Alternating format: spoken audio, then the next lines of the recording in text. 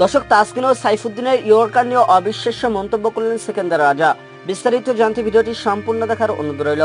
দর্শক, 5 ম্যাচের সিরিজের প্রথম টি-20তে বাংলাদেশের বিপক্ষে লড়াই করতে পারেনি জিম্বাবুয়ে ক্রিকেট দল। হেরেছে তারা বিশাল ব্যবধানে। শুরুতে ব্যাট করতে নেমে তাসকিন আহমেদ ও মোহাম্মদ সাইফুদ্দিনের তোপ আর শেখ মাহাদির ঘূর্ণিতে 41 রানে 7 উইকেট হারায় জিম্বাবুয়ে। এরপর অষ্টম উইকেটে কিলিপ মান্দাদা আর ওয়েলিংটন মাসাকাজার 75 রানের জুটিতে অবশেষে 124 রানে পুঁজি পায় জিম্বাবুয়ে।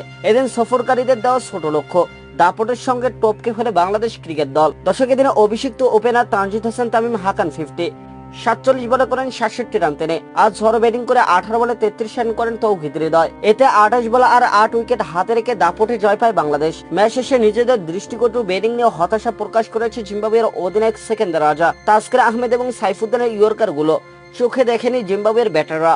রাজা বলেন, মারাত্মক ইয়র্কার করেছে তারা। বিশেষ করে তাসকিন ও সাইফুদ্দিনের অসাধারণ বোলিং এর কারণে আমরা ম্যাচ হেরেছি।